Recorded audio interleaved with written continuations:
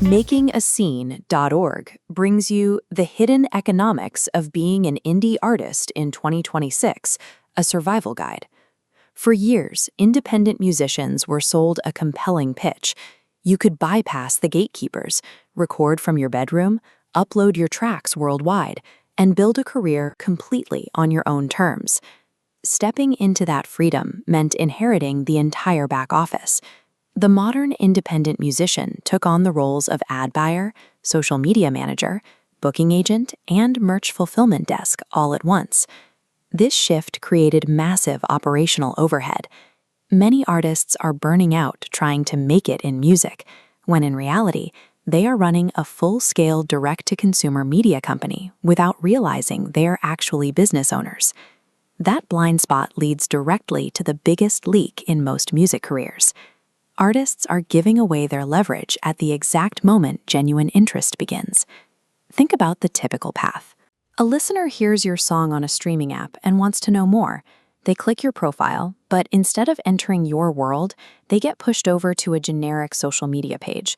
Look at this flowchart mapping a typical fan's journey. From that social profile, they click a link hub. From the hub, they bounce to a separate merch website, then hop to a ticketing page, and eventually get pushed right back to another streaming app. At every single stage, the fan is shoved from one platform to another. Every extra click in this web adds friction.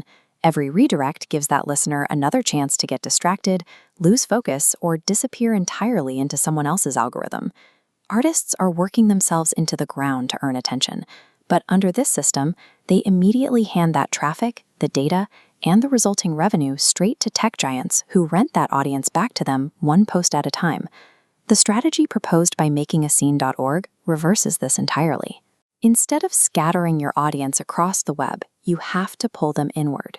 You need to build a permanent destination. This means treating your website as your central headquarters. A simple digital flyer with a bio and a few outbound links leaves massive opportunity on the table. Your site needs to be a fully embedded fan ecosystem. When someone lands on your page, they should be able to listen to your tracks through native audio players, browse tour dates, buy hoodies, and unlock VIP content directly on the site. No external links required. And then you add the community engine. Social media feeds operate on rented land, governed by unpredictable algorithms. By integrating a dedicated forum directly into your website, you own the environment where your fans gather. A crucial psychological shift happens here.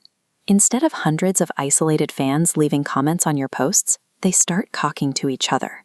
They share concert memories, debate set lists, and build inside jokes. This owned infrastructure takes casual, passive listeners and transforms them into a self-sustaining scene.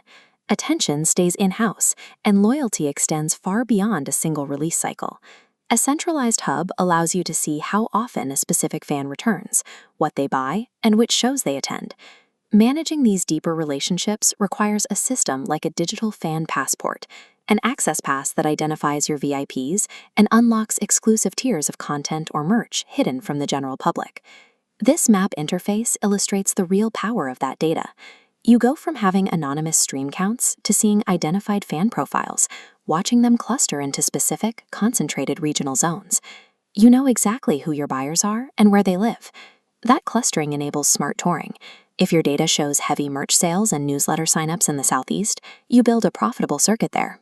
You stop bleeding money on fuel and hotels chasing shows in Los Angeles or New York before the demand actually exists. Of course, running this destination hub and analyzing tour data requires labor. For independent artists without a label's budget, artificial intelligence becomes the mechanism to offset that workload. AI acts as your back office staff. It can draft your weekly newsletters, format landing page copy, generate promotional graphics, and run automated messaging sequences to answer common fan questions about merch and tickets. By combining the insights of owned data with the efficiency of automated labor, you stop making blind, emotional choices. You start making high-margin decisions that pay the bills, saving your actual human energy for writing and recording music. For decades, the independent strategy was to hope for a viral single or a lucky playlist placement. Today, sustainable careers rely on a stacked revenue model. As we see in this chart, you take multiple, smaller revenue streams, like physical merchandise, recurring monthly memberships, VIP ticket packages, and sync licensing, and stack them together to form one large, stable income block. The math here is incredibly forgiving. You don't need millions of passive streams. If a dedicated fan streams music, buys a shirt, joins a paid forum, and attends a show, they provide more stability than thousands of casual listeners. This requires a complete reframing of how musicians view the business side. Profit is not greed. Profit is the engine that lets you hire help, upgrade your gear, and protect your creativity from the exhaustion of burnout. Longevity in 2026 belongs to the owners who manage their margins and protect their audience data with the same discipline they use to write a chorus. You have to stop acting like a guest, waiting for an algorithm or a platform to grant you approval. Build your own space. Control the relationship with your fans. Own the house. Make sure you check out the other great articles and resources on makingascene.org, the place the indie artist goes to build the new music industry.